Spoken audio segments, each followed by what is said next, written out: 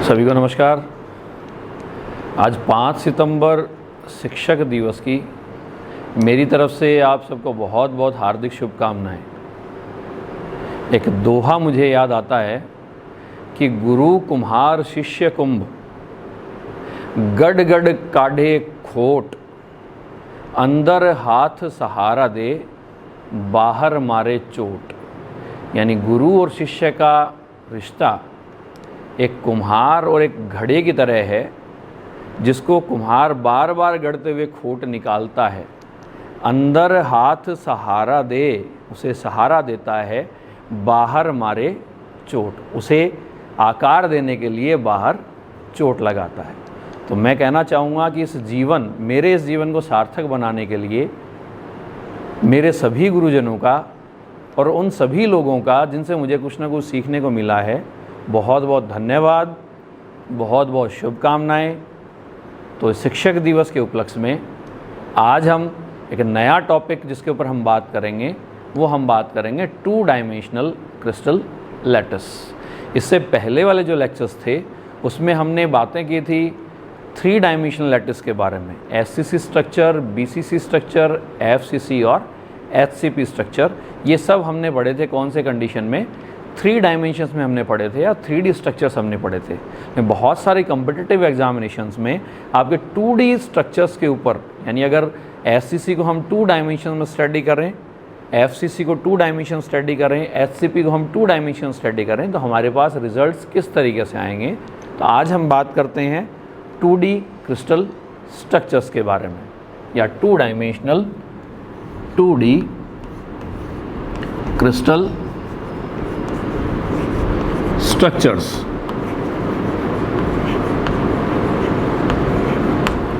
ठीक है, सबसे पहले हम बात करते हैं SCC क्रिस्टल के बारे में, SCC क्रिस्टल के बारे में। ठीक है, सिंपल क्यूबिक क्रिस्टल के बारे में।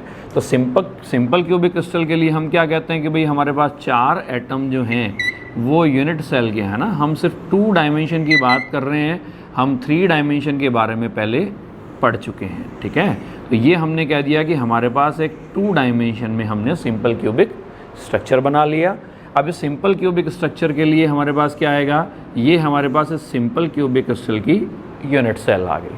ठीक है, लैटिस कांस्टेंट जो है, लैटिस कांस्टेंट हमने रिप्रेजेंट किया था किसके बराबर आ गया, A के बराबर आ गया। एक एटम की रेडियस कितनी है, स्मॉल r। तो लैटिस कांस्टेंट सबसे पहली बात आ गई हमारे पास, लैटिस कांस्टेंट या जालक नियतांक, जालक नियतांक, लैटिस कांस्टेंट।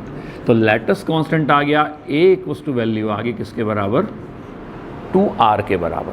ठीक है, इसी तरीके से दूसरी बात हम करें, number of atoms in unit cell, कितने एटम होंगे, ये हमारे पास इस एटम का सिर्फ इतना पार्ट, सिर्फ कितना पार्ट, कितने डिग्री का एंगल बन रहा है, 90 डिग्री का एंगल बन रहा है। यानी 360 डिग्री में कितने एंगल हो सकते हैं, 4 एंगल हमारे पास हो सकते हैं। इसका मतलब एक एटम जो है वो 4 सेल्स में कंट्रीब्यूट करेगा। तो दूसरी बात हमारे पास यहाँ से निकल के आ गई कि number of atoms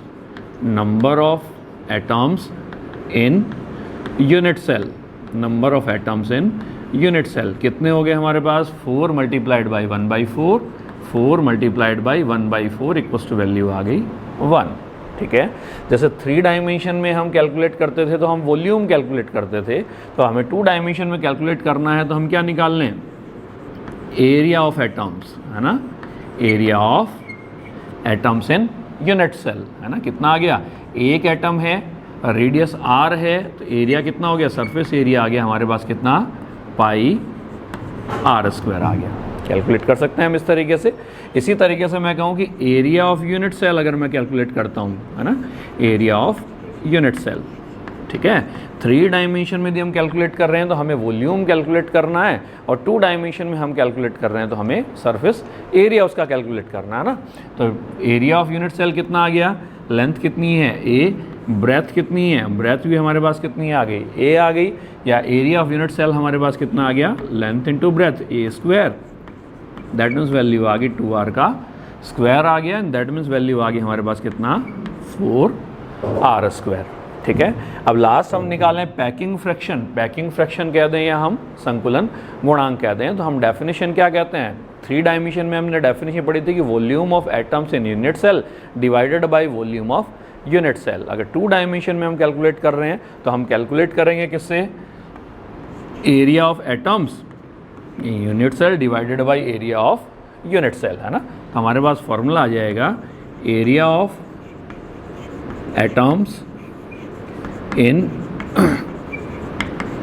unit cell और डिवाइडेड बाय वैल्यू आ गई एरिया ऑफ यूनिट सेल, ठीक है।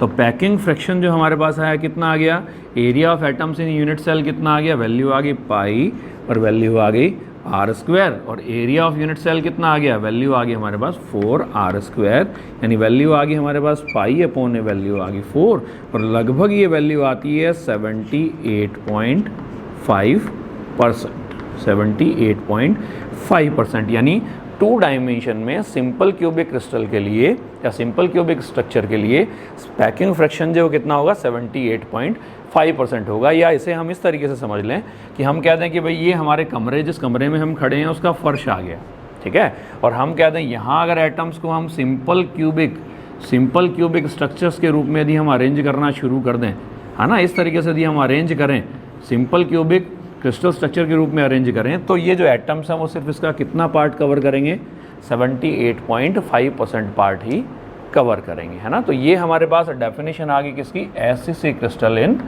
2 डायमेंशंस, ठीक है। इसी तरीके से हम कैलकुलेट करते हैं, दूसरा हम कैलकुलेट करते हैं कौन सा, दूसरा हमारे पास स्ट्रक्चर आ गया कौन सा, एफसीसी स्ट्रक्चर आ गया, है ना, दूसरा आ गया एफसीसी स्ट्रक्चर आ गया, ठीक है। अब एफसीसी स्ट्रक्चर के लिए हमें यूनिट सेल बनानी है, तो हम क्या पढ़ते हैं, हमने 3D में पढ़ा था कि भाई हर फेस के सेंटर पर एक एटम होगा, जो कॉर्नर पर जो एटम्स होंगे उन एटम्स को क्या करेगा, हमेशा स्पर्श करेगा, लेकिन कॉर्नर वाले एटम है वो एक दूसरे को कभी भी स्पर्श नहीं करते। तो फेस सेंटर्ड क्रिस्टल के लिए हमने कहा था कि भाई इस तरीके का हमारे पास एक फेस आ गया, ठीक है, फेस के सेंटर पर हमारे पास क्या होगा, एक एटम होगा, और इसके कॉर्नर पर जो एटम होंगे वो कॉर्नर वाले एटम हैं, इस एटम को हमेशा क्या करेंगे, स्पर्श करेंगे, लेकिन ये एटम जो है वो एक दूसरे को कभी भी स्पर्श नहीं करेंगे, है ना। यही हमने कंडीशन बनाई थी कुछ इस तरीके से, ये हमने कंडीशन बनाई थी, ठीक है। यानी सेंटर वाला जो एटम है, इन चारों एटम्स को क्या करेगा, स्पर्श करेगा, है ना। थोड़ा सा इस डायग्राम को मैं थोड़ा सा प्रॉपर बना देता हूँ। जैसे आपने कहा कि भाई ये हमारे पास एक फेस आ गया, इस फेस के सेंटर में ये हमने कह दिया एक एटम आ गया, और ये इसके इस कॉर्नर का एटम आ गया, ठीक है, ये हमारे पास इस कॉर्नर का एटम आ गया, ये इस कॉर्नर पे आ गया, और ये हमारे पास इस फोर्थ कॉर्नर पे आ गया, ठीक है।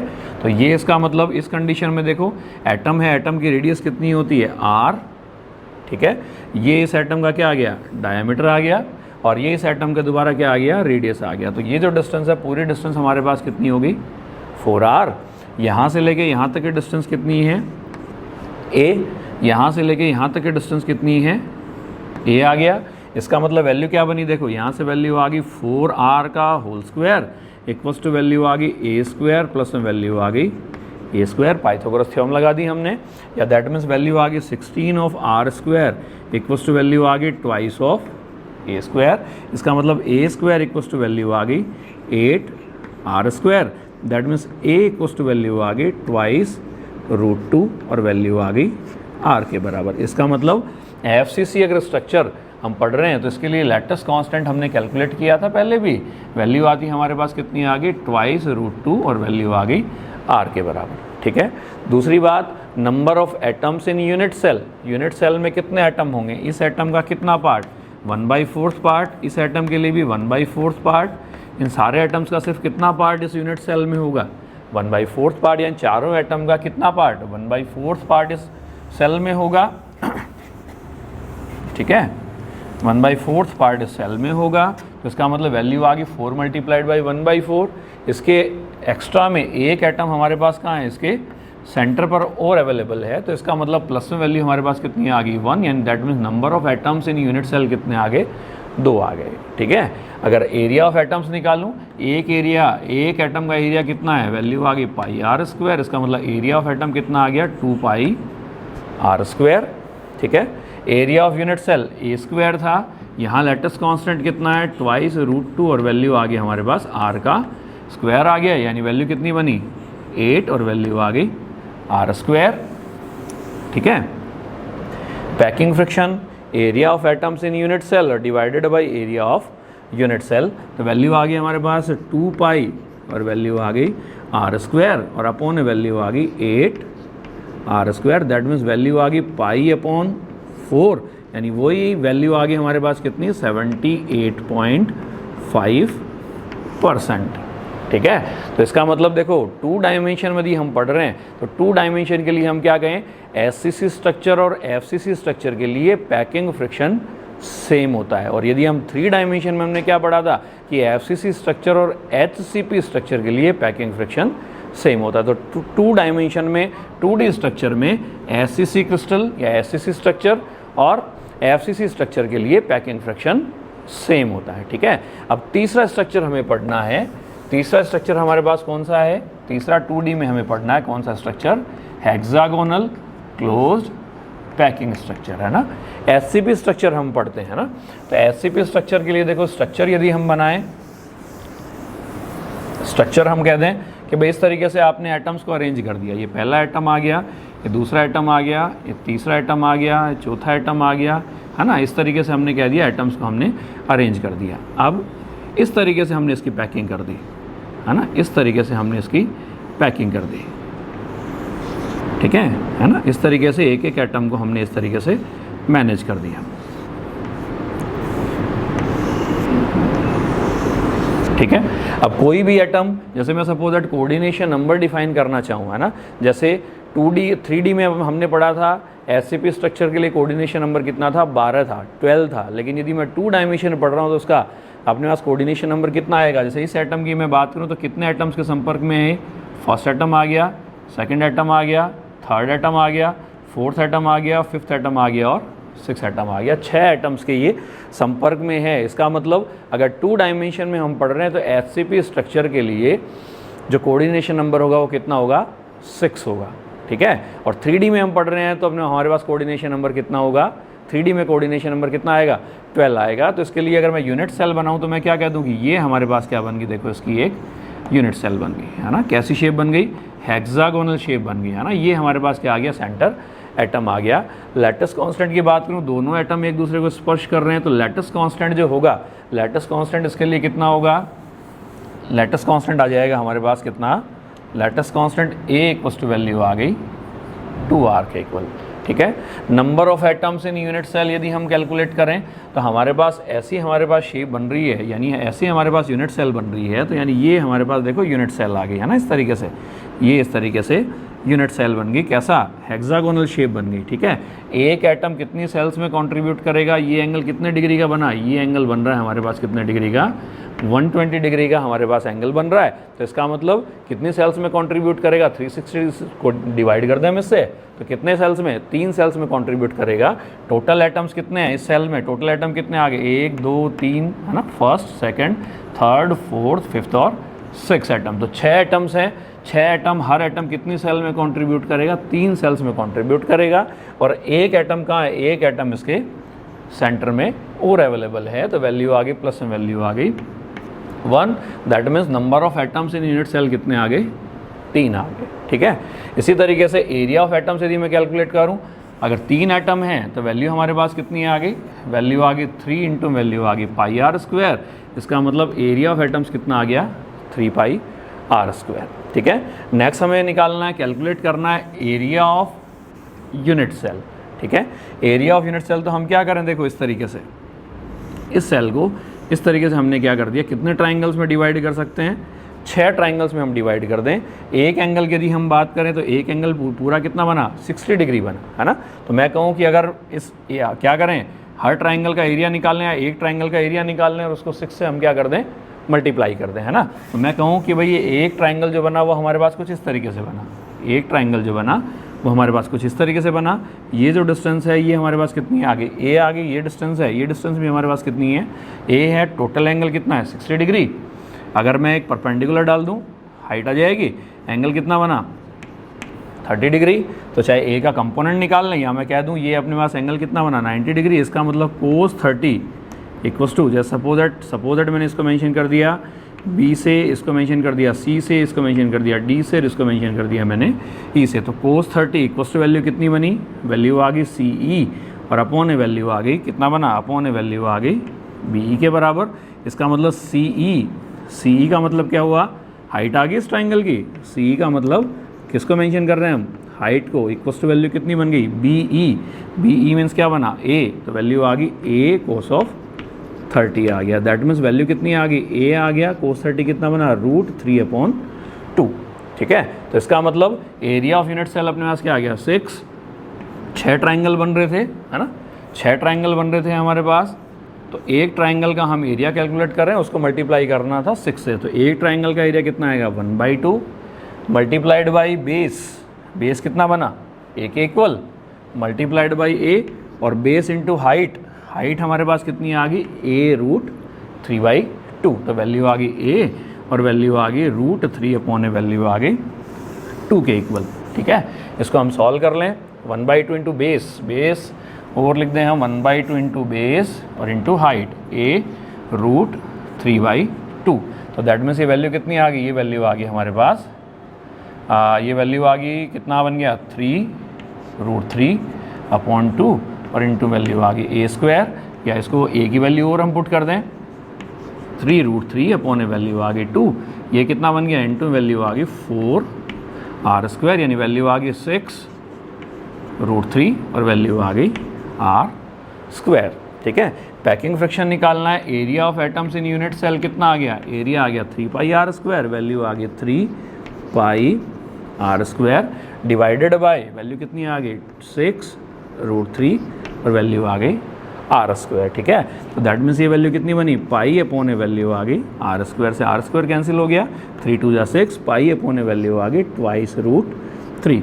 सॉल्व करें तो ये वैल्यू हमारे पास लगभग आती है कितनी, ये वैल्यू आती है हमारे पास 91%। यानी 2 डायमेंशन स्ट्रक्चर में या 2 डायमेंशंस में, यदि हमने एग्जांपल लिया कि ये हमारे पास कमरे का फर्श है, ठीक है, और इस एटम्स को अगर हम हेक्सागोनल क्लोज्ड पैकिंग स्ट्रक्चर के रूप में यदि हम फॉर्म करते हैं, अगर इस तरीके से हम एटम्स को जमाते हैं तो इस फर्श का कितना परसेंट पार्ट कवर हो जाएगा, 91% पार्ट कवर हो जाएगा। तो मैं कह दूं कि भाई 3 तरह के हमारे पास मेथड थे, SCC था, FCC था और तीसरा कौन सा, HCP था। तो कौन से मेथड से हम फर्श के सबसे ज़्यादा एरिया को हम कवर कर सकते हैं, सबसे ज़्यादा पार्ट को हम कवर कर सकते हैं, तो बेसिकली किससे कर सकते हैं, HCP। तो HCP स्ट्रक्चर के लिए पैकिंग फ्रैक्शन हमारे पास कितना हो गया, 91% हो गया। ठीक है, 3 डायमेंशन में यही पैकिंग फ्रिक्शन कितना था, 74% था। 2 डायमेंशन में SCP स्ट्रक्चर के लिए पैकिंग फ्रिक्शन कितना हो गया, 91% हो गया। ठीक है, तो आज हमने बात करी 2D स्ट्रक्चर्स के बारे में। ठीक है, तो जल्द मिलते हैं एक नए वीडियो में। बहुत बहुत धन्यवाद, थैंक यू सो मच।